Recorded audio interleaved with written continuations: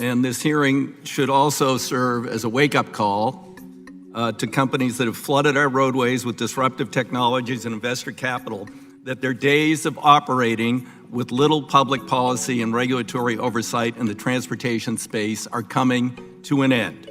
The failure today of Uber and Lyft to appear is a telling sign that they don't want to answer questions on the record about their operations. I have been focused on the potential dangers of pairing passengers with poorly vetted drivers for years. In June 2015, I wrote to then Uber CEO Travis Kalanick urging the company to conduct fingerprint-based background checks. 4 years later, the process that Uber and Lyft use to vet drivers is not fingerprint-based. It's woefully inadequate, leaving passengers vulnerable and at risk of harassment or assault. In my district, in the small city of Eugene, Oregon, they vetted 13 drivers as being right up to the standards of Uber and Lyft. Oh, guess what? 13 of them were convicted felons. One was a sexual predator. One was a murderer. And they were all just good to go as far as Uber and Lyft. And then Uber and Lyft show up in my state legislature and try and preempt communities from having higher standards. They spent millions of dollars in Texas on that same issue. They don't want people to be fully vetted because they want anybody and everybody who can get behind the wheel who might or might not have a valid driver's license to be driving for them. This has got to end. How these new technologies are integrated into our existing systems, what rules TNCs must follow, must be carefully crafted to ensure that these services are truly a good option. Lawmakers at the federal, state, and local level need to think far beyond just whether this new service gets people from point A to point B, what this new business model means for public safety, jobs, emissions, transit service, and other factors must be at the center of any policy decisions to allow these companies to access our infrastructure.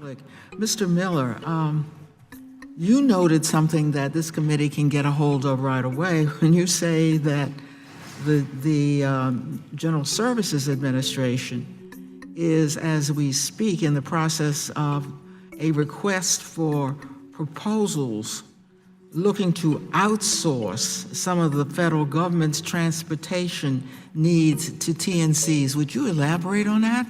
Yeah, the General Services Administration has put out some requests for information and in putting together a request for proposal that would allow government workers who travel to different cities or even within the city here, instead of using a taxi or a bike or service like that, they would have contracts with TNCs that would take them to and from the locations that they need to go. Well, you see the handle that gives the federal government right there to begin with. This committee will be very interested. Well, Congresswoman, Chairwoman, that piece concerns us greatly because, again, I'm not here to say we're anti-Uber or anti-Lyft because we're not. This new opportunity with the federal government could be business for all of our companies. But when you have when the incidents that we're seeing today continue to rise and escalation of violence against passengers, today we're here in part because we've had two congressmen come and talk about Sammy and the horrible tragedy that happened to her. What happens if that happens to a government employee? That is going to be on the front page of every newspaper, every news outlet for weeks and weeks and weeks, and those business opportunities are going to go away for all of us. So, well, it's the obligation of this committee to see that it doesn't happen to government employees and that it doesn't happen to the public any longer. Mr. DeFazio. Thanks, Madam Chair. Mr. Miller, this weird thing about fingerprint background checks would be discriminatory. I mean, I know they would be discriminatory against murderers and, convicted rapists, but what other than that is the basis for this discrimination? There's feeling from some that if you have any kind of criminal background that you won't be able to drive. Say if you were 18 years old and you had a minor drug offense. Well, no, I just looked at the Uber conditions. They say even certain felony offenses will be permitted. They don't even mention misdemeanors. And they say, they list certain driving offenses. So why wouldn't they really want to know about that stuff as opposed to conducting a fake, insufficient background check just by name basis. I cannot answer that for them, but I can just tell you that the thing about discrimination is really more of a myth.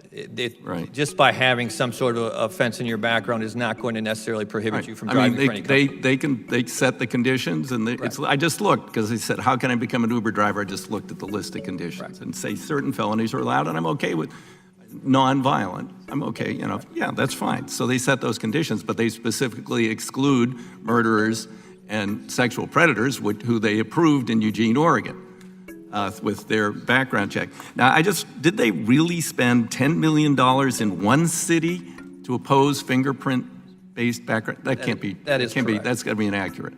That is actually How do we know that number? because that comes from the folks back in those communities who are tracking it, both on the labor side and on the business side.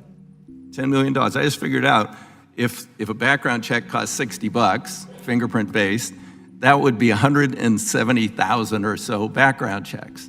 How many Uber drivers do they have down there? 1 million? A lot. So I mean, this is incredible. I'm so angry that they wouldn't show up today. But thank you. I learned in the first hearing, and I went online, that I could be a fake Lyft driver tomorrow for $8.99 with Prime delivered. Yeah.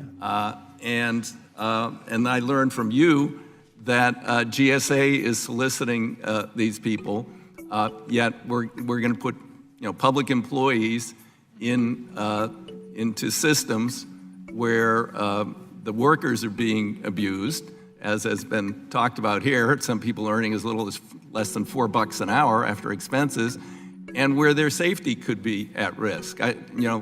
We can deal with that.